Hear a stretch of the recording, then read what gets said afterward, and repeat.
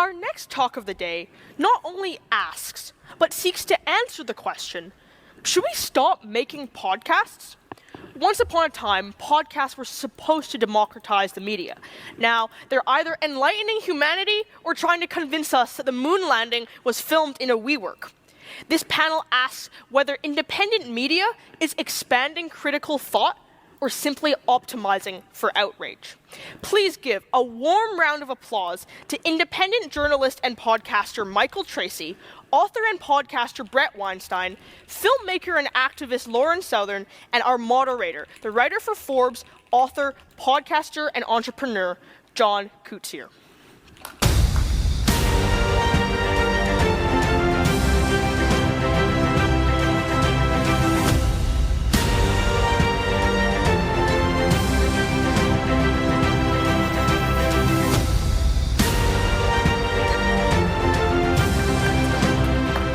Hello, everybody. I went looking for stage 3 in the basement. I don't know about anybody else. I managed to find it. I got here in time. We got Lauren here, showed up last minute. As usual. As usual. Should we kill podcasts? We're going to have a discussion. It's going to be crazy. I'll try and keep people from punching. But we're going to start with you. Yeah, you. Me. Should we kill podcasts? Apparently you want to. Why? Obviously, we cannot literally abolish podcasts, but I do think it should at least aspirationally be the great abolitionist cause of our times. Seriously? There's nothing the early more abolitionists important couldn't than killing envision how they podcasts? could get rid of slavery, at least initially. But they worked, and they worked hard. They theorized how to accomplish it, and then lo and behold, history has a way of bending toward justice. Okay, it's a little tongue-in-cheek.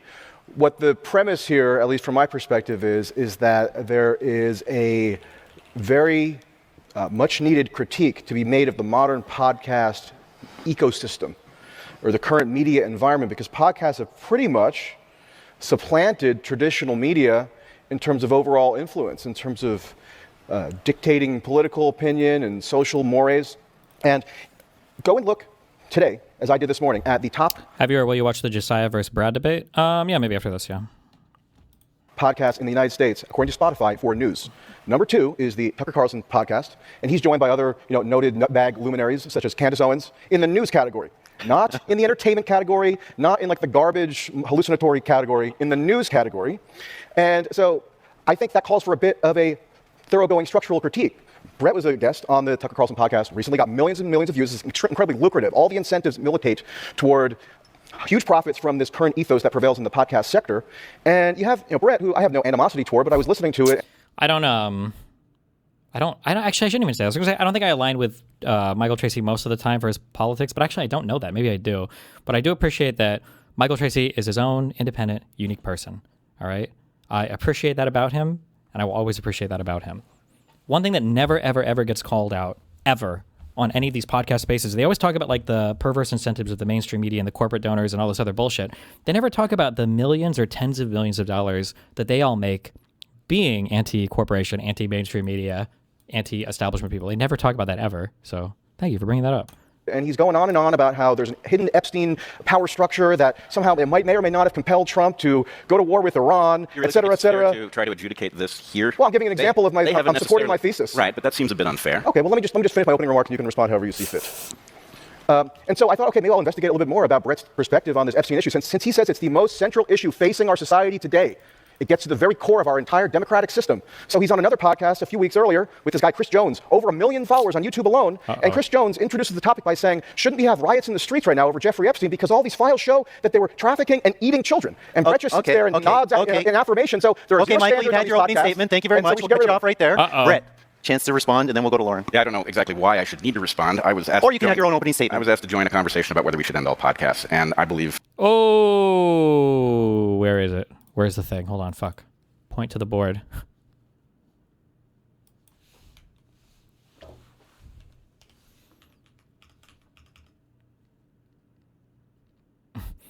Folders. Prep. Boom. Okay.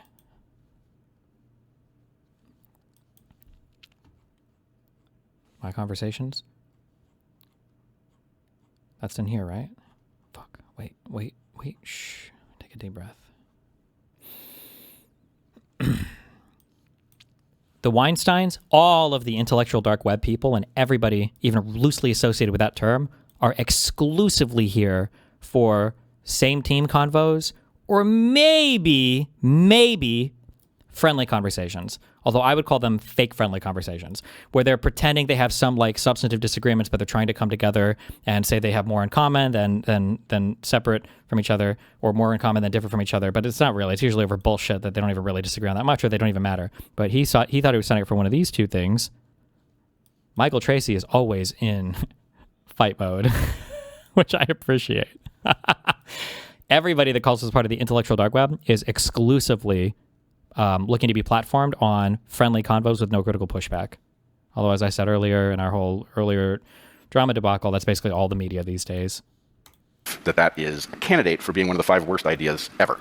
And really, there's some doozies on that list already. But the reason I say that is because what is a podcast? iPod cast. It's the idea that somebody gets to record a conversation and put it up for anybody who wishes to download it and listen to it. It's synonymous with free speech with a new technical twist. Now, you might agree with Michael, and I think with me, that most podcasts are pointless at best. They are not contributing to the culture. They're not a good thing. But that is not an indictment of the form. In fact, many things that are vital have exactly this characteristic. And All media, in fact, pretty right, all media. So the question is, what is really being advocated here? Well, cryptically, it's an attack on our ability to discuss issues and reach our own conclusions by whatever mechanism we deem fit. This is literally the central concept undergirding the West, and I believe the West is the best hope that our species has for continuing to exist. So this is a threat because it enables those who would gatekeep our discussions, and all you had to do was watch what took place during COVID in order to understand what a bad idea that is. Might I just ask, how many of you are still getting... One thing that you should also keep in mind more, and I'm thinking about this more, and I'm trying to front it in your mind more, or bring it to the forefront of your mind more, is the things that these people always say that we need because they're important for the West are always things that are almost universally being used to destroy the West, right? Freedom of speech is really important. Why is it important? So we can have whatever conversation we need. Why is that important? Because that's a core value for the West. Oh, okay. Well, what kind of conversations are we having? Brexit. Britain needs to leave the United Kingdom. COVID vaccine denialism. The pharmaceuticals are trying to kill all of us, and the government can't be trusted. Alberta separatism. Canada needs to break apart. The United States needs to conquer every country in the Western Hemisphere. Ukraine is full of Nazis, and they have bioweapon labs, and they're evil and terrible. Israel, Palestine. Like, oh, that's just, it's so crazy that it seems like all of the defense of the West platforms that you're talking about are so important for our defense of free speech in Western society are all being used in almost like a coordinated manner to destroy, functionally, the West. your boosters? I don't see, there's a hand, 3, 4, 5, 6, 7, 8, 9, 10 in a room of, 100. So you're welcome for that. That was podcasters who were not accepting the mainstream narrative, challenging it. And because of those podcasters, you now have reasonable doubt that this virus originated from nature. You know it might have come from a lab. You know that those vaccines have massive risks that were not acknowledged up front. And maybe you even know that they're every single thing here is purpose drugs that can safely deal with the disease. That's a benefit of podcasting. If we didn't have it, you'd still all be taking your boosters. Lauren. If you didn't have it, you might still believe in vaccines. Thank you. Okay. Good one. True. Let's come to you. Do we have a voice of sanity here? Well, I agree with Brett in the sense that podcasts came about as a reaction to mainstream media orthodoxy having one way and one way only of doing things. And they got a lot of it wrong. But there was a overreaction to some extent. What was meant to fix the problem of mainstream orthodoxy became its own wild world of, seeking the financial rewards of attention, political power, manipulation. And now we've got Candace Owens astral projecting into Streetlamps as the top podcast in America, up there anyways. And I think the solution to this, we can't really put a fascistic law in that, mandates we have the state come to your door and take away your podcast mics at gunpoint. But I think people need to be afraid of making podcasts. They need to be afraid of getting things wrong. Let me ask for this room, how many of you, hands up, would prefer to be punched in the face over trending #1 on Twitter as a pedophile? Sorry, what's the choice here? Would you prefer to be punched in the face? Put your hand up if you'd prefer to be punched in the face. Or would you rather be trending #1 on Twitter with a bunch of podcasters saying you're a pedophile? I'd want to be punched in the face. Most people would rather be punched in the face. And we have laws against that. People go to jail if they punch you in the face, right? But we don't have laws against 1,000 podcasters making up things about people. Even the president of France is having trouble. No, we don't. We have libel laws? Libel laws, it costs like $100,000 just to get that started. I'm not saying libel laws is bullshit. This is bullshit. Shut the fuck up. It's bullshit. You have to prove malicious intent. Who the fuck is going to sue randoms on fucking Twitter? Is bullshit. These might not even be accounts that exist in the United States. That's a bullshit defense, and this fucking retard knows it. have a good system. We don't What have I'm a good saying system. is we do have laws. I'm not calling for the imposition of any fascistic laws, and I'm not literally calling for the abolition of podcasts as such. Unto themselves, podcasts are a neutral forum or a neutral format. But yeah, Brett, I'm sorry to say it is an indictment of the current podcast ecosystem for your podcast, the Dark Horse podcast, to put out a segment entitled, quote, "Is Epstein still alive?" Brett Weinstein thinks so. Brett Weinstein argues that Epstein is probably still alive based on game theory. That was February 13th, 2026. So I'm not saying the government should come in and penalize you for spreading that totally bogus, hysteria-fomenting information, but I don't know, maybe we have to have a kind of cultural expectation. Wait, fuck, hold on. I'm gonna go back. Laws, and I'm not literally calling for the abolition of podcasts as such. Unto themselves, podcasts are a neutral forum or a neutral format. But yeah, Brett, I'm sorry to say it is an indictment of the current podcast ecosystem for your podcast, the Dark Horse podcast, to put out a segment entitled, quote, "Is Epstein still alive?" Brett Weinstein thinks so. Brett Weinstein argues that Epstein is probably still alive based on game theory. That was February 13th, 2026. So I'm not saying the government should come in and penalize you for spreading that totally bogus, hysteria-fomenting information, but I don't know, maybe we have to have a kind of cultural expectation that there will be some kind of I have two repercussions for you to be good. peddling that Even nonsense. before you Sorry, fuck me. I'm getting baited. I'm getting one guide by retards in chat. Let me listen to this one more time. Notice in Brett's last response too, he didn't respond to anything that Michael Tracy actually said or whatever. But because Weinstein is just here to have I think he thought it was just a thing where you say what you're going to say, the next person says what they're going to say, the next person says what they're going to say, and you just go around in the circle, and you're not actually talking to each other ever. You just like say a thing, and you're not actually confronted ever. But or the imposition of any fascistic laws. Okay, sorry, and I'm not Jesus, literally calling I'm for here. the abolition of podcasts as such. Unto themselves, podcasts are a neutral forum or a neutral format. Okay. But yeah, Brett, I'm sorry to say it is an indictment of the current podcast ecosystem for your podcast, the Dark Horse podcast, to put out a segment entitled, quote, "Is Epstein still alive?" Brett Weinstein thinks so. Brett Weinstein argues that Epstein is probably still alive based on game theory. That was February 13th, 2026. So I'm not saying the government should come in and penalize you. okay, so this is before he called him out for a bunch of other things on Joe Rogan. There's another one. Let's see if Weinstein responds to this. For spreading that totally bogus, hysteria-fomenting information. But I don't know, maybe we have to have a kind of cultural expectation that there will be some kind of I have two repercussions for you to be good. peddling that Even nonsense. before you Brett, respond did to Did that, you read the Epstein files that you love to I talk about so wanna much propose- with I Epstein's wanna autopsy photos before you put out your game theoretical theory? Okay. I want to propose two remedies, okay? You have raised a segment that I did. The remedy on that one is go watch it. Right now, everybody, take 30 minutes and go watch it right now before we can talk about it. See Yeah, whether and or you not. get see the whether- views and the clicks and you benefit I don't care about the financially views from and the it. clicks. You can look for it on Hence the somebody warped else's. incentive structure. Look, the remedies are clear. You can watch the content and you can decide for yourself. And for Michael, who is offended by the content, he can turn it off. The Oh.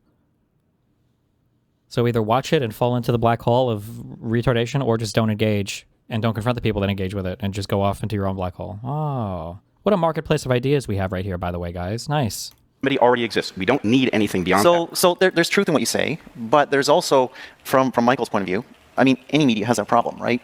I mean, we've seen stuff on mainstream media. We've seen stuff in books, old-fashioned media, print media, that you could say is 100% wrong, state propaganda, whatever the case might be, right? So it's a broader point than just podcasts, correct? No, Go ahead, it's, Lauren, it's if you not wanna say just a something. broader Yeah, point. the idea that we can just turn it off. Like, if let's say you have the state constantly pushing, you have to get the vaccine, they're forcing that to trend on YouTube. Would you just tell people you have to turn that off, or do you think? I would certainly say turn off the mainstream media. It has proven it is no longer capable of doing this job. And the only remedy we have is to discuss it ourselves. You can listen to all of the people who are claiming some expertise and decide for yourself. That's the whole reason podcasts work. Now, let's talk about books. The funny thing is that What do you say? Let's talk about books? Wait, what? Now, let's talk about books. the funny Oh my God.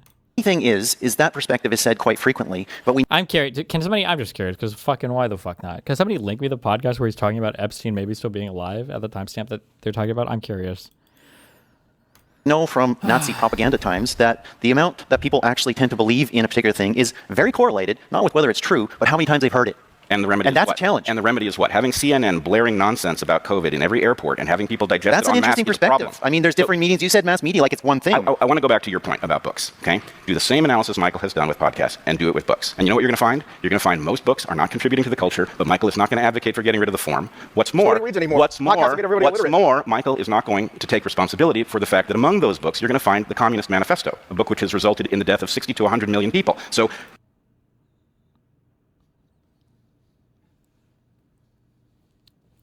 Like, this guy considers himself an intellectual, and people watch him thinking he's like an intellectual. Like, what are we doing here? Like, what the fuck, guys? Hold on, let's quick break. Now I want to get to the reason that I think I do look at this as a case of This segment is titled Epstein Probably Did Survive. Brett Weinstein explains why. now I want to get to the reason that I think Epstein probably did survive. Before you do, does it matter? Yes and no. I mean, for one thing, It seems to me that he was he was a puppeteer, but he wasn't, it seems, a brilliant puppeteer. Well, let's put it this way. If he survived, that describes a landscape of people who participated in dodging justice for him, in hoodwinking the public, in breaking the justice system. So the point is, that's a vast crime of its own, right? We had a right So to... that's a different question from, does it matter if he still lives? Well, if he lives, then that implies more crimes yet. It implies more crimes yet. But it also, I think, is suggestive of where we should be looking for this power to be continued to be wielded. So to the extent that the thing is still alive, Epstein having survived is meaningful because, wow, is it an important feature of the Game of Thrones that's being conducted. Like, what you're seeing here, this is the funnel. This is the end stage of the funnel. They're in a totally different reality right now, right? So you guys might be spamming shit on chat, but this makes perfect sense to everybody listening. It's like, yes, they've been prepped for this for the past 2 years listening to this crazy shit. This woman right here, by the way, is his wife also. And I think both of these people are PhD level degree holders. So they're not just like random retards either. It's just like... I don't even know how many of these comments are real. When I saw his interview from jail, he was as far from suicidal as possible. He seemed almost smug. I'm a licensed security installer. This is beyond sketchy. A suburban police beat cop on his first day at work should have been able to recover the footage. So I think that the game theory, quite apart from the evidence, and there is evidence that's weird. There's evidence that there was a decoy vehicle when Epstein supposedly killed himself, designed to mislead the press as to what vehicle to follow. Could you put up the evidence of the hard drive having been wiped? So, okay, I tweeted, nothing to see here, literally, in response to an account called Brian Allen, who says, newly released documents show an FBI agent removed the hard drive from the jail's camera, wiping all the footage from the night Jeffrey Epstein died. When? When was it wiped? Was this months after, like, images were taken of the disc? Or what is this even about? Or did they fabricate whole new footage, or? And then if you look at the documents, which are unfortunately a little blurry, I think I have a copy here. It's the second one, Jen. So this one is a document, appears to be the interview of a witness who has been redacted on 3/12/2020. It's page 2 of 2, page 1. How do people get sucked in? You make it sound like a black hole with no escape. Is that your theory? If so, well, yeah. If you're on the For You pages, there's no escape. They're gone. This was the thing that I described before. Now I've kind of like fully fleshed it out. But remember how before I would tell you, like, man, if a friend messages me, have you seen this Candace Owen thing? I know that I have like 6 months left with that friend until they're forever gone. And this has happened multiple times to me in my real life with people who are not like chronically online lunatics. Like, this has just happened.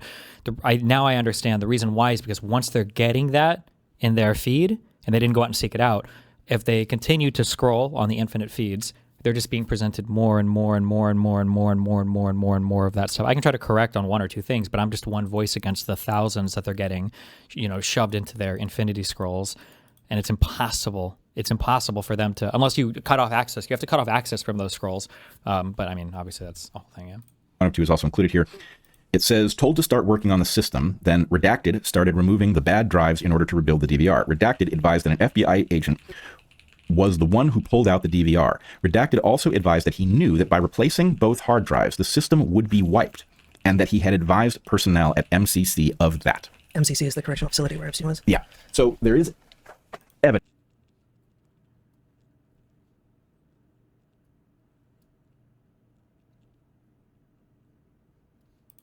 The story that we are given is that there was massive failure in the technology at the prison site. That's bad luck. Well, I think there is massive failure of the technology. It's not well maintained, which of course leaves open the option to make. It takes a special type of person to get pulled into it and be able to realize that they are wrong and try to challenge themselves. Yeah, of course, it's not like a normal thing and it shouldn't be a normal thing because you kind of trust what other people are saying around you, and this is how we build our world. You have to have some trust of the people around you and the things you hear around you, right? To hide something with technological failures. But the claim here, which I find frankly extraordinary. The claim in what you just read. Yeah, is that that there were failures of multiple drives. There was only one drive, I think, that was likely to have the footage. It had failed, and in order to replace it, to get the system back up and running after his death, they knew that it would wipe the data off this drive. Now, I don't know if that's what that paragraph said at all, but okay. Contravenes my understanding of how most drives work. Whether this was a physical disk drive or an SSD, there's no reason that memory should be volatile. And of course, the FBI should have captured whatever drive was removed. And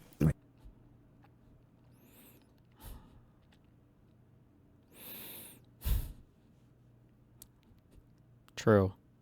There's, of course, an industry that specializes on recovering data, even deleted data, Right. from hard drives and things. So I don't understand what the claim even is, why it would have been deleted, but let's say that that claim is valid. Okay. Why on earth, in light of the crime that was committed, would you not have moved heaven and earth to preserve whatever evidence was there? Because the question about whether he killed himself is painfully obvious, especially in light of the failure. You know, the guards were asleep. I just don't get how people can fall into some of the insane stuff like Candace Owens shit, MAGA stuff. I kind of get, but I don't see how anyone could believe Charlie Kirk is a time traveler communicating via astral projection. Well, the problem is, like, once you've broken down everything, like, I think it's possible to make people believe anything, right? Like, every single part of our online media apparatus, and fuck that, even just go to social media. Like, if there's a post about cops, it's how the system is corrupt, and oh, the cops are going to investigate themselves. If you post a thing about layoffs, oh, it's probably because there was major profit at the large corpo and they're trying to cut all the people out. If you post a thing about foreclosures on housing, oh, it was probably some hedge fund that bought up the homes and it evicted all the people. If you bring up something, like, every single bad thing in your life can be traced back to some malicious actor that's part of the system. It's why the populism shit is so popular right now, is because it is the whole system and every part of it is rigged and corrupt against you, and it's capitalism and corporations and the police forces and the Epstein class and everything. And it's like, Jesus, every fucking thing, everything is like that now. The camera system wasn't working in the right place. Some dude had been moved into his cell, some murderer. So there's all kinds of reasons that you would want to be able to nail down exactly what happened if that's what you were trying to do. And it is very convenient that the hard drive apparently got wiped in an attempt to repair the system. Have you had different experiences where you try to explain to them how the loop works and how dangerous it is? Like, is there anything we can do other than abolishing these For You pages, or at least removing this in the algorithm? I used to speak about this more in the past. I haven't brought it up in a while, but one thing that I said that was so illuminating to me, I think I just totally lucked into this. I either had a good teacher or a good textbook. In high school, I took an AP Psych class. So my guess is probably this is equivalent to like a Psych 101 class. And I feel like the only thing we did all year long, it must have been other stuff, but I feel like the biggest thing we did all year long was just learn how untrustworthy the human brain is in its natural state. That you can, like, you have so many different memory biases, eyewitness testimony is just horrendously unreliable. The way that you remember and recall things is not like a one-to-one recording of an event. The way that you encode for memory, the way that you... There's just like so many things that are like unreliable about your brain. And I left that class like thinking about that a lot. It stuck with me for some reason. Like, oh, there's like a lot of, you got to be careful. There's a lot of weird shit. This was also about the time that I was coming off of my huge like Ayn Rand kick. And I started to realize like, okay, well, I became an atheist. And then I had a friend recommend me Anthem. And then I read Atlas Shrugged and I became a full-on fucking objectivist. And I was ready to like give my whole life for the cause and fucking supported Ron Paul and everything else. And it's like, well, wait a second. What are the chances that I became an atheist? And the very first author that I picked up happen to have the answer to everything.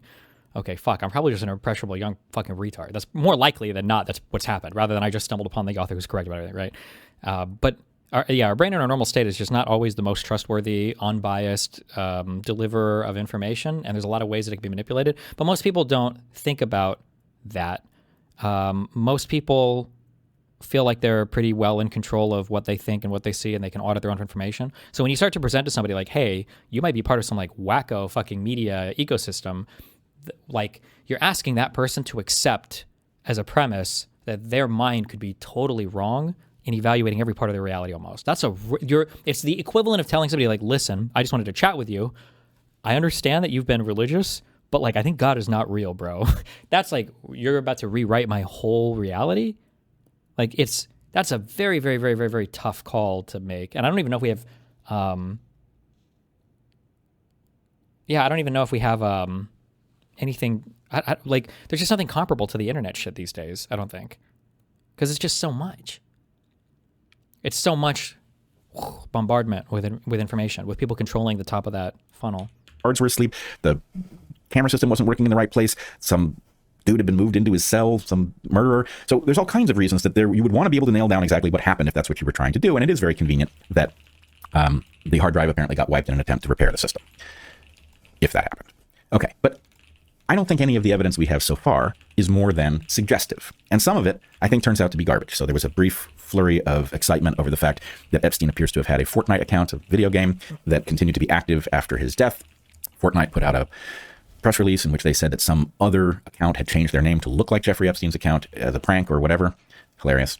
But the point is, okay, so that could be just some lone person doing something stupid, or it could be what's called flooding the zone, where you're trying to figure out what happened, and lots of garbagey conspiracy theories are introduced. Is Brett a tier 1 or tier 2 or whatever you call them? I feel like Brett is a tier 2. I think this is a sucker who actually believes this shit. When I look at these people, there are just people that I perceive as being not very confident and can be like kind of like drawn along with the crowd. This is a total like psychological analysis. I don't have any proof of that. I don't have any reason to think that, but I think that he got his feelings personally hurt over the not Evergreen, that's the college or whatever, where I think he was in the right. I thought that was fucking retarded. He was one of the victims of peak woke, I think, where was Evergreen the school that he taught at? Basically, I think this was like at the heyday of like this BLM shit, where the black students and the woke, self-hating white students were like, we're going to have a day where no white people should go to school to celebrate how black people used to not be able to go to segregated schools or whatever. And Brett wrote a whole thing where he's like, if there are students who want to take a day off because they feel like it, helps them remember this particular thing or whatever, I think that's super great and they should do that. I do feel like it's a little bit weird to tell white people to take a day off for this. I don't know if I'm exactly comfortable with that. Students are free to do what they want, but like I'm going to show up and teach my class. And he got eviscerated for that. He was Destiny, you are insane, bro. You are wrong on this. That is not how it went down. Is it not? If you want, link me. I would be glad to be wrong about this, but I feel like I did go into this at one point because I did want to know what were the origins of this. I think I read his email. Shoot me. What was his email? Brett Weinstein email, Evergreen day off.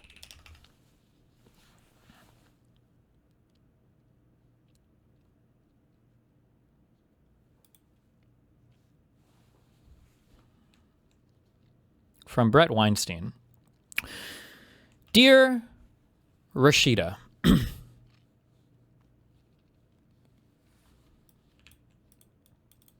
Hold on.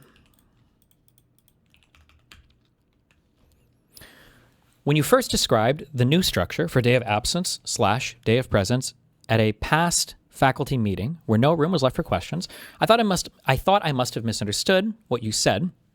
Later emails seemed to muddy the waters further while inviting commitments to participate. I now see from the boldface text in this email that I had indeed understood your words correctly. There is a huge difference between a group or coalition deciding to voluntarily absent themselves from a shared space in order to highlight their vital and underappreciated roles, the theme of the Douglas Turner Award play, Day of Absence, as well as the recent Women's Day walkout, and a group or coalition encouraging another group to go away. The first is a forced call to consciousness, which is, of course, crippling to the logic of oppression. The second is a show of force and an act of oppression in and of itself. You may take this letter as a formal protest of this year's structure, and you may assume I will be on campus on the day of absence. I would encourage others to put phenotype aside and reject this new formulation, whether they have registered for it or not already. On a college campus, one's right to speak or to be must never be based, or to be on campus, I guess, must never be based on skin color. If there was interest in a public presentation, a discussion of race through a scientific / evolutionary lens, I would be quite willing to organize such an event. It is material I have taught in my own programs and guest lectured on at Evergreen and elsewhere. Everyone would be equally welcome and encouraged to attend such a forum, irrespective of ethnicity, belief structure, native language, political leanings, or position at the college. My only requirement would be that people attend with an open mind and a willingness to act in good faith. I don't know what he was teaching through then, but I don't think this is like hardcore race realist shit. I don't think so. But I think this was super fun. I think the inversion of this, like the school used to have like a day of absence where I don't know if it was just black students or people that were part of this coalition would stay home for a day to show that like, well, when minorities are gone from your life, you miss them and it's important. And they twisted this into like we think that all white people should not go to school on this day. You should stay home. And it was just like so cringe. I feel like his email here and his position on it was fine. And the reaction to him, video unavailable. Good one. The reaction to him was just crazy. Like students were like screaming outside. He was like massively fucking protested off of the college campus. Maybe I watched this in the past. Some people's... Shut up. No one cares.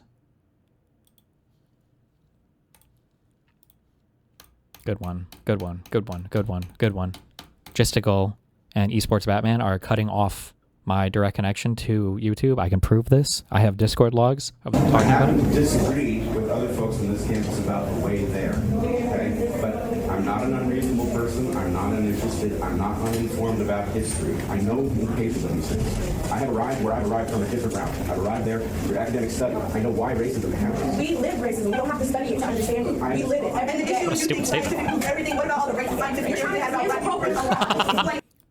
This is a protest here. Our presence now is our protest. We come here as students against campus racism and against anti-blackness on campus. And we would like to reach out to the students of color, the humanities, as well as the sciences that we are here to support. And we want to dismantle anti-blackness and divide. We want to give some sense of solidarity and provide safety and outcome. Will you listen to me? Yeah. Okay. No, not me, please. No, if you decide to go. Okay. I'm committed to equity. I'm committed. I believe that anyone on this campus, I happen to disagree with other folks on this campus about the way there. Okay? But I'm not an unreasonable person. I'm not uninterested. I'm not uninformed about history. I know the implications of these things. I have arrived where I've arrived from a different route. I've arrived there through academic study. I know why racism happens. We lived racism. We don't have to study it to understand. This was back when yeah, this was like peak like anti-SJW or SJW shit 2017. It was whoo. The funny thing is that like Brett was like, this is also why a lot of these guys never admit now that they're conservatives, because back then Brett probably was like a progressive-ish type lib, right? He was faculty at a university, right? And you could even read in his email where he's literally saying, like, I think it's important to have these types of events where certain members, you know, might withdraw from participation. I think that this logic is crippling to oppression and everything. Like, he has, like, all the right vernacular and lingo, unless he was, like, secretly super conservative. I just never saw the evidence of that. But, yeah, it just... Yeah, but anyway, I always say this, like, people will have, like, this one event that mind fucks them and just completely sets them on a different path politically for the rest of their lives. I think it happened to Jordan Peterson over the trans stuff, too, that bill, the C-16 stuff. And it just, they just get completely fucking like spun out into another universe. Sorry, holy shit, what a fucking, anyway, that was a tangent of a tangent. We're on this tangent, back to this tangent. Used into the milieu so that you can't sort reality from garbage. But all right. Oh, anyway, all that to say, I think he's a genuine believer. I think he's a tier 2 mindfucker. Like, I think this is a guy who, if like there's another COVID, he won't get the shot. He won't trust it. He won't believe it. I genuinely believe that for this guy. Yeah. Here's my point. Put the evidence of something fishy around Epstein's death aside. And let's do this from pure game theory. Epstein, whether it was the purpose of what he was doing, one of the purposes, or not the purpose at all, had a lot of compromise on some of the most important, powerful people on Earth. You know, members of the royal family, people at the top of science, universities, government. He had a lot of compromise on powerful people. That means two things. One, it means that he would have perceived a certain amount of danger, because to the extent that people had done things in his presence that then jeopardized them later, the temptation to eliminate him so that that stuff did not come to light must have been on a lot of people's minds. Yep. And two, he had the purest, most refined material with which to fashion a dead man switch. The term ring a bell? I think you talked about this last time. So the point is, he would have understood. I mean, I know what it means, but you may, if you thought I didn't, it's possible that some people in our audience don't. A dead man switch. Oh, shit, I understand now. I'm so sorry. I get this now. This is the evolution of the response to my question. Not saying that he heard my response, but I always ask people, hold on. Epstein was the most prolific blackmailer of all time, right? Yes. He did have a client book, right? Yes. So he was ready to blackmail every wealthy person on the planet, right? Yes. Then why the fuck did he get arrested? What? Why would he have been allowed to live for a single day in a U.S. federal jail arrested, knowing that he had blackmail material on every single powerful person on the planet? And then, now this is the next evolution of the conspiracy. You're right, Destiny. That's why he's not even fucking dead. He escaped. Is something that is designed... Has it ever been established that Epstein had all this dirt on powerful people? Nope. All of that is delusional fantasy. Nothing in the Epstein file, nothing even remotely suggests that. This is all just, but everybody believes this, including at least half the people watching me right now. If you thought I didn't, it's possible that some people in our audience don't. A dead man switch is something that is designed to be revealed if you suffer an untimely death, in order that those who might want to kill you will not do it. And my feeling is Jeffrey Epstein may not have been the swiftest tool in the shed, but he was certainly smart enough to understand, the swiftest tool. He wasn't the sharpest bulb in the drawer. But he was certainly smart enough to understand, A, that he was in jeopardy, and B, that he could change the set of incentives around eliminating him such that were he to find himself in prison, he couldn't just simply be suicided. So I think Let's just go through the set of possibilities. It is possible Jeffrey Epstein killed himself. Why would he have done that? He would have killed himself because he didn't want to face the consequences for what would be revealed in a trial. Okay? On the other hand, he had a lot of power. He had a lot of powerful people who had an interest in him not saying what he knew on the stand, making a plea deal, throwing bigger fish under the bus. So would he have killed himself in order to avoid a trial in which he actually had cards that may well have allowed him to get a sweetheart deal the way he did in his first trial? Doesn't sound likely. This is somebody who might have done that only if he thought he didn't have any other options, and we were a long way from finding out that he didn't have any other options. So that raises the question of whether or not he was suicided. Would he have been suicided? Well, he would have been. That's an Orwellian word. So I don't know. So this is basically just him opining on this completely baseless conjecture on some shit that he invented in his mind. This is just retarded. This is the intellectual dark web. Okay. I'm glad we watched this. Thank you. Back to this. Okay. So thank God we watched that. What a great segment. Thank you. Among those books, you're going to find the Communist Manifesto, a book which has resulted in the death of 60 to 100 million people. So it has a debt to pay. Now, I'm not advocating we get rid of it. I'm advocating you read the good ones, you put down the bad ones, and you decide for yourself. That's Oh, just decide everything for yourself. Ah. Remember when they say that too, decide for yourself. Like, that's also code word for don't trust anything and destroy all of Western society, right? Because one of the most important aspects of civilization is that we don't decide for ourselves, right? A single human being cannot learn to build a building in their lifetime, like every single part of it, right? You have to rely on other people with specialized knowledge who are learning knowledges that have been passed down by other people because you rely and trust on the fact that the things that they said worked, right? It's not the idea that like any human being can venture into any field and just decide for themselves. Well, no. What you really have to decide for yourself is who do you trust, right? That's what you really have to do. how the West works, and Michael is actually more interested in having some authority, not elected, tell you what to think than allowing the messiness of us hashing it out for ourselves. Hashing it out? Why not hash it out then? He's here to hash it out with you right now. You don't want to hash it out, though. Completely wrong. I'm urging everyone to do what they can to develop the critical faculties necessary so that when they consume a podcast like Brett's and they're told blaringly that Epstein could still be alive because of some game theory nonsense that Brett cooked up and just throws out there and then rakes in the clicks and the cash from, that they'll have like the cognitive abilities to see that they're being fed total nonsense. And notice he doesn't even attempt to defend what he puts out on the merits. Yep. I said this before. Yeah, Tracy brought up like 2 or 3 different things now, and he doesn't even try. Brett Weinstein didn't even try to defend any of the crazy shit he said. He didn't even address it. He was like, let's talk about books now. Accuses me of wanting to arrogate some authority to myself to gatekeep or to restrict anybody from consuming this podcast slop. I'm not saying that is even possible to do. What I'm saying is we need a social norm of some kind so that you face some kind of penalty for putting out this stuff, and then using that as a basis. I should face a penalty you're telling people that their children were eaten by cannibals, and you don't think there's an issue with that? You bring up the Communist Manifesto? Of course, I don't want to ban books or even ban podcasts. I want a more healthy media ecosystem where there's some penalty to be paid if you chronically delude the masses. There is. You are contributing there to. Is a penalty and also, oh my God, on Tucker's podcast, you and him you're so concerned. Epstein is the Rosetta Stone, the pedophile trafficking Rosetta Stone that will explain why Trump went to war with Iran. Trump has no power because of this hidden power structure. Rather than doing a real political critique that is fact-based and empirical, what you do is invoke all of these metaphysical claptrap concepts that gets everybody worked up and gets you a lot of ad revenue, and everybody is much less well-informed. Because there's Man, I bet after this, Brett's going to want to go in on Michael Tracy to prove him wrong about what was a huge attack against the credibility of his entire show, right? Are you really going to let those attacks against everything you've said stand for? No way, right?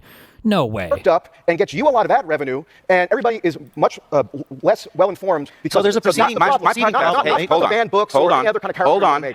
My podcast was demonetized for 5 years by YouTube for discussing vaccine dangers with the mRNA platform. Okay, we paid a huge Everybody's life doesn't revolve around vaccines. No, a lot of people's do, and a lot of people aren't here because they took them. And there's a very clear reason. I'm going to disagree with you. Where's the evidence for that? On that one. You want to disagree? Then let's do it. I don't disagree with your right to Let's do it. Oh, do it. Fight. Say what you're saying, but I think that they saved millions. Why the fuck have you not talked to Tracy? He's your fucking ally. What do you mean? He was here like a couple weeks ago in my fucking apartment. I'm going to disagree with you on that one. You want to disagree? Then let's do it. I don't disagree with your right to say what you're saying, but I think that they saved millions of lives, and I think that the science is on that side. You know that the claim that they saved millions of lives is based entirely on a computer model. Moderate this panel. Holy freaking mother! That was 2 months ago? That's what I said. 2 or 3 months ago. There needs to be any regulation or consequence when people get things wrong. Regulation of people getting things wrong? No. Of course not. You should just be able to lie with impunity.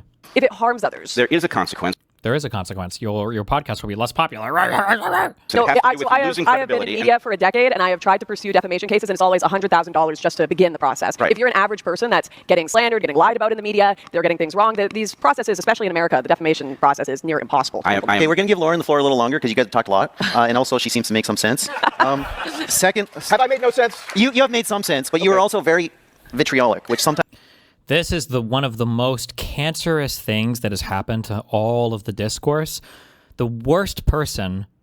I can't break through, and you guys always like post on the subreddit, and I think about ways to break through and whatever. But like I've realized this in the past is you cannot overcome a bad moderator. It poisons the conversation so much.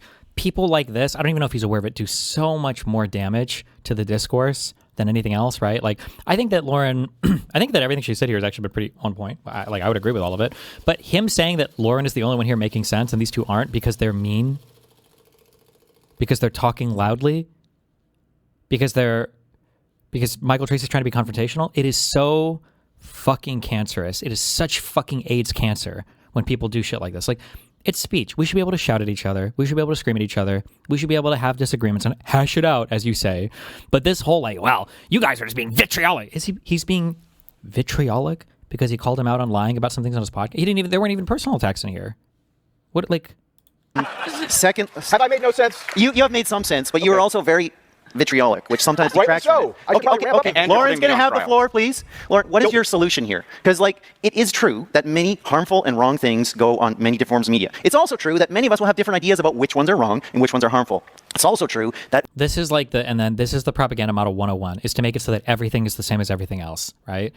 There is no fact of the matter for anything. There is no fact of the matter. Like, well, I think that this guy, killed this other dude. Well, this other guy thinks that dude didn't kill the other dude. Oh, well, I mean, you can both have your own opinion, and, everybody's entitled to what they want to believe, and, anybody could be right. They both think they're right, and it's like, well, how about we do what we're supposed to fucking do in a fucking conversation, and we assess the strengths of our fucking argument? Isn't that the whole fucking point of the format? It's not just to give a bullet point list of talking points.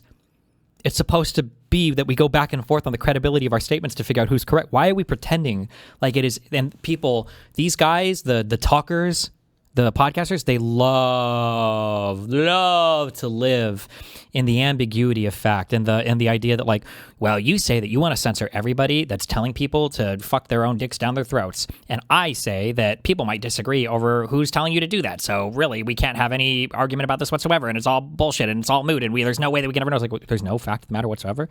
Or they'll pull out the like, well, how could we ever determine that? How could we ever determine what's true or what's false? How could we ever determine the fact of the matter or anything? It's like, well, I don't know.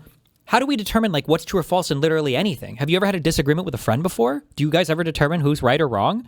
Have you ever been to court before? Do you ever determine who's right or wrong? Have you ever published a paper before? Do you ever determine who's right or wrong? Have you ever talked to an engineer before? Do they run tests to determine what's right or wrong? Like, what is this idea? For some reason in politics or for some reason in podcast spaces, it is literally impossible to even conceive of there being a right or wrong answer to anything. Why? That's such a weak, tepid defense of the discourse and the idea that you should never have confrontational conversations, or that there can never be a person deciding that somebody is objectively correct or incorrect as per some statement. Or we don't have the education systems, especially in the United States, also in Canada to a degree, that are giving people the intellectual tools that they really need to be smart about media choices and to understand, is this likely to be true? How do I research it? Should I research it? Should I just believe it? What is your potential solution? Yeah, I mean, people tune into the media because they don't have time in their day-to-day life to keep up with every single event happening. And I understand why people do that. And it's our job in the media to do the research. But the incentive structure is, I need to get 5 videos out a week. Otherwise, the algorithm isn't going to promote me. I need to be online 24/7. Otherwise, I'm not going to be the first to report on this story. So the incentive structure absolutely has to change. And I do think there needs to be more social shame around starting podcasts. No, your 4 buddies in their basement probably shouldn't start a podcast because they don't know what they're talking about. They haven't done any or she's kind of correct, but I would even qualify that more. Anybody can start a podcast if they want. Just be mindful of what you're podcasting about, okay? If you have like the 4 buddies in a basement talking about beer podcast, and you guys compare the light beers that you buy at the gas station over what makes what movies the best to watch, I think that's totally fine. But when it's like me and my retarded friend talking about where we really think the Ayatollah went to and why Epstein and Hitler are partying today on beaches in Argentina, like, maybe not. Maybe that's just not a place that you need to ever have an opinion publicly shared about. Research, and they don't have any background in this topic. That's the only way we stop things like vaping, this and that, was making it embarrassing to do. And there does need to be stronger defamation laws. But how do you enforce something like that without being a fascist? How do you enforce that? Well, once again, socially, there has to be a level of social shame. It has to become embarrassing. And then, which I think it's already Apparently nothing is embarrassing in the world anymore. We see what the President of the United States tweets or puts out on Truth Social. She's just advancing a nicer version of my thesis. I know. I know.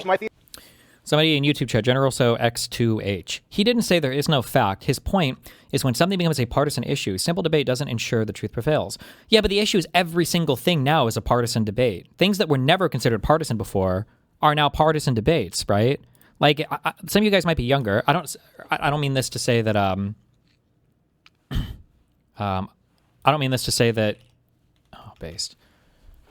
I'm not trying to big bro you. Sorry, is what I said. Sorry, it's a message. What I mean is that, like, if you go back 10, 15, 20 years ago, I don't know how far you'd have to go back. So I'm just giving an example. Wacky diets used to exclusively be like hippie far left things. I'm trying to think. Like, if somebody was coming out here saying, like, I'm on a carnivore diet, or I'm on a the no carb one, ketogenic diet, or whatever. Like, these things were all kind of like, they were either old for like middle-aged older women weight loss fads, or they were like far left hippie things. Even anti-vaccine stuff. I don't know if there's a link to this. Even anti-vaccine stuff used to be more kind of like hippie, far left, far the fuck out there things. The idea that like every single one of these things has become like a hyper-partisan issue now, I think is by design. Everything is partisan. Every single thing that is of monumental importance to the West functioning is now by design a partisan issue that we are never allowed to have a factual consensus on anymore. Like, it just can't be, right? Is there corruption in government spending, or waste, fraud, and abuse in the government, right? Is there corruption in the government? Is there, did we land on the moon? Like, just every single fucking thing, it has to be some part of some larger conspiracy, part of some, like, if we want to argue, are trans children, like, is this a class of people that should be able to, with parental and physician consent, be able to pursue hormones?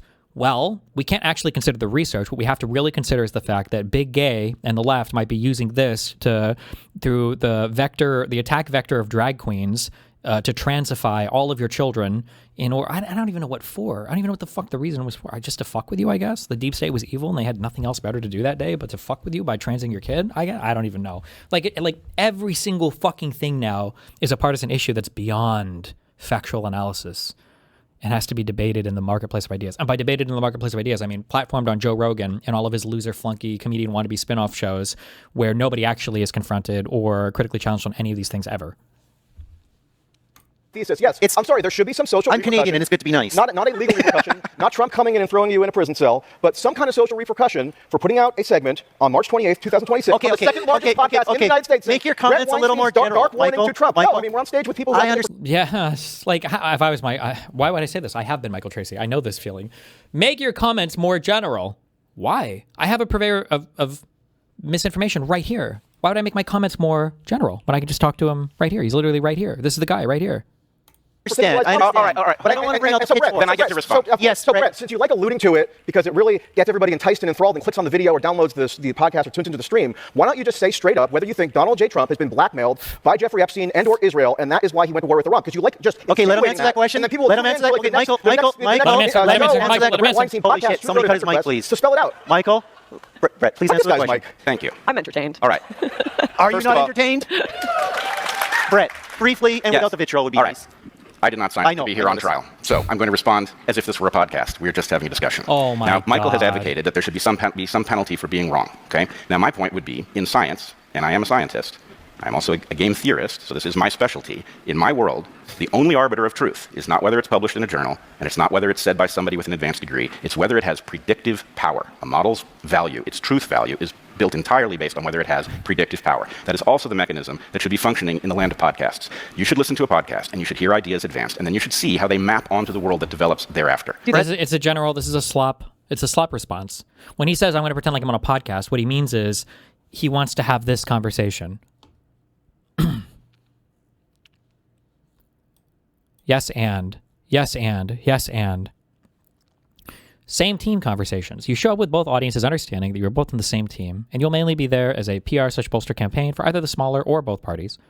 This describes essentially every single Trump and MAGA appearance on every single conservative media platform. These conversations allow for conservatives to pilot ridiculous arguments with basically zero pushback from the interviewer. The talking points there end up downstream from Trump and others in the admin. The talking points that end up downstream from Trump and others in the admin will start here. Style. Lots of yes and. Lots of layup questions. Essentially zero disagreement on substance or rhetoric. The goal here is essentially to spread the talking points for everyone else to carry forward. This is what he's doing. That's it. This is what when he says, "I want to respond like I'm on a podcast," that's what he's talking about. He means a hug box safe zone where nobody actually registers any substantial disagreement whatsoever. That's it. Built entirely based on whether it has predictive power. That is also the mechanism that should be functioning in the land of podcasts. You should listen to a podcast, and you should hear ideas advance, and then you should see how they map onto the world that develops thereafter. How do I map onto the world that develops thereafter? Well, you guys change your model of the world every 2 months. And then, like, so what? So Epstein is alive somewhere. We don't know where. We have no evidence of this. And he's still controlling world politics by making... So because Epstein is alive somewhere else in the world, and he has blackmail on Donald Trump, he's working for Israel to make Donald Trump go to war with Iran, but not fully go to war with Iran because we didn't boots on the ground. And it's just like, this is like such... Like, what are we predicting here? Hello? Do you think the average person is doing this, though, when they're more online than they are in their communities? I think we are doing it very badly in large measure because of the way the algorithms push us towards things that are contentious rather than monitor what is Isn't that enough? Push us towards things that are contentious. Shouldn't that be what we want, though? Wasn't that... Wait, do you not trust people to view contentious content? You don't trust them? I thought he thought that we could view it ourselves and figure out what is going on. No? An algorithm that you're exploiting? I am not exploiting that algorithm. I'm paying because of that algorithm. So you're advising everyone to Lauren's employ some kind of point. Yeah, Michael, we're going to paradigm. No, Michael, we're going to give Lauren the floor. So I spent the last 10 years in political online media, and one thing I got really wrapped into was the culture wars. And, men are stronger than women. We shouldn't have, men and women's sports, da-da-da-da. And I decided to log off for a year and take a step back to write a book on how corrupt everything was. And I started playing community sports. And I remember I was playing community volleyball, and they suggested a boys versus girls game. And some culture war slop, just like a tick, came out of my mouth. And I was like, oh, yeah, as if we should do that. The girls are going to get crushed. Everyone looked at me like I was a crazy person. And we played another round, and I realized when I'm actually observing the community teams in real life, the girls absolutely could beat the boys. Just because it's a local community game, not an Olympic game. They're tipping better, the boys keep hitting into the net, everything. But because I had spent the last 10 years online in culture war slop world, I was applying my online reality to day-to-day life instead of just observing day-to-day life as it is. And it made me look insane. And right now, the average person is doing this. They're informed more by these kind of deep-fried versions of reality that podcasters are giving them than they are by the world around them. So they can't go into that world and then compare because they're terminally online, especially young people. They've grown up in this world, and their information about what men and women are like are from the whatever podcast. All women are gold diggers. All men are...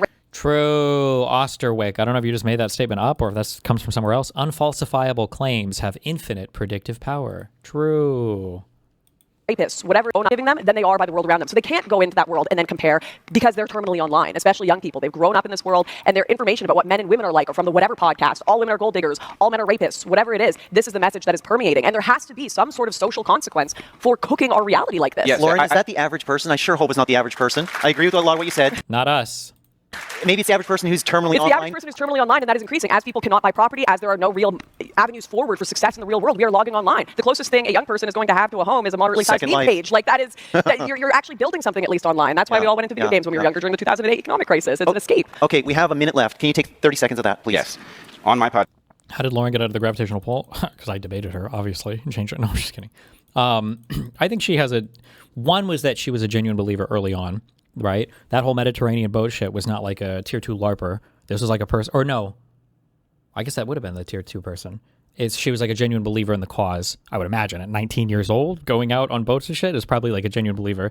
And then probably as you go through stuff over time, depending on the space that you're in, some realities are just going to be untenable after a while because the contradictions, I sound like Hassan, become too much to bear. So for trad women, I think that trad women en masse kind of went through this like 5 or 6 years ago. I think Lauren was like the centerpiece for a few of these pieces. But it was basically like you're a trad woman, you're part of these trad spaces, even though they all seem to hate women, but they don't hate you. And then you get husbands, and then the husbands actually are fucking insane. And you're like, oh shit, this is kind of fucked. And then you kind of realize like, fuck, my life experience is incongruent with the political stuff that I was believing in before. And then it kind of like breaks apart from there. Podcast with my wife, Heather Hying. We have spent a lot of time talking about something that I call the Cartesian crisis. It is exactly... Oh my God. Where are the Decoding the Gurus guys for the phrases that Brett makes up to explain reality? Fuck me, dude. On my podcast with my wife, Heather Hying, we have spent a lot of time talking about something that I call the Cartesian crisis. It is exactly what Lauren is pointing to. Do not hear me as saying podcasts are better than you think. They're probably worse than you think. But it is necessary that we use this form in order to understand what is going on, because the mainstream alternative is not functional. Okay, I'll give as opposed to the alternative that is functional. Give some examples of functional podcasts, please. You the floor. You'll be able to end. I'll just say this. It'd be so much easier to listen to you. I think that I agree with you on many things, likely, if you would just be a little nicer. You know what? I will decline, but thank you for the advice. Okay. I made the offer. My extremely non-vituperative or vitriolic closing statement. Sorry. Drama correction from earlier. Officer Nasty70 is a regular in the Live and Learn chat for Hutch, not LUS. That's on me. Too many streams last week. Okay, there you go. That's been published now. I think that I agree with you on many things, likely. If you would just be a little nicer. You know what? I will decline, but thank you for the advice. Okay. You know, I made the offer. my extremely non-vituperative or vitriolic closing statement here is that I agree that I don't know what the hell a Cartesian crisis is, but I know there's a crisis in the modern podcasting ecosystem such that those of us who are journalists, I know people are in the audience here who are journalists, Aaron, I see, we lie awake at night worrying that we could have gotten a fact wrong, because that will obliterate our credibility. And then if we do unfortunately get a fact wrong, we're obliged to correct it. Brett evidently feels no similar obligation. True. He will just throw all this stuff out there into the ether and then advise you to employ some kind of cockamamie interpretive paradigm. Hold on, non-vitriolic I get to respond to that. 15 seconds. 15 seconds. We're babies. Oh, wait. Is he actually going to respond to the actual thing? We're still 15 babies or seconds. not, Brett. Plug into your favorite AI the question: how many times has Brett Weinstein corrected his own error on his or someone else's podcast? Okay, well, thank you very much, guys. Why? This has been interesting, if nothing else, and yeah, have a good day.